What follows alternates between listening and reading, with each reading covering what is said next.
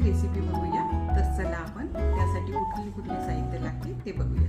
हे बघा, मी इथे थोड्या मोठ्या साईजचे कारले घेतलेले आहे। ते मी स्वच्छ धुवून घेतलेले आहे। आता कट करून घेऊया, मग याला मीठ लावून 2 तास ठेवून देऊया। हे बघा, अशा प्रकारे मी हे कारले कट करून घेतलेले आहे। आता याला सर्व याला आपण मीठ सोडून घेऊया आणि 2 तास असेच ठेवून देऊया।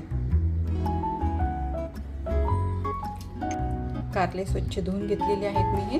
आता आपण हे इडली कुकरला वाफवून घेऊया। कारल्यांमध्ये भरायसाठी मी हे भाजलेले शेंगदाणे, भाजलेले तीळ, भाजलेले धने, भाजलेले जिरं, त्यानंतर थोडी हिरवी मिरची, भाजलेलं खोबरं, अद्रक, लसूण घेतलेलं आहे। हे सर्व आपण मिक्सरला वाटून घेऊया। आपलं वाटून झालेलं आहे। यामध्ये आता एक आपण ॲड करूया। पहिले चिंचेचा कोळ घालूया, थोडीशी कोथिंबीर, भाजलेला बारीक चिरलेला कांदा, हळद, लाल तिखट, गरम मसाला, थोडं मीठ, थोडा हिंग।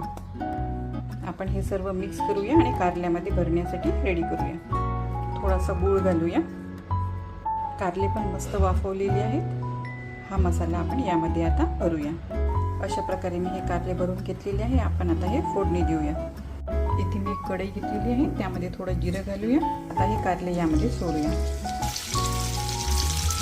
हा उरलेला मसाला सुद्धा यामध्ये घालूया। मंद आचेवर शिजवून घेऊया। अशा प्रकारे आपली भरली कारली ही रेडी आहे। तुम्हाला जर ही माझी रेसिपी आवडली असेल तर नक्की लाईक करा आणि माझ्या चॅनलला सबस्क्राईब करा।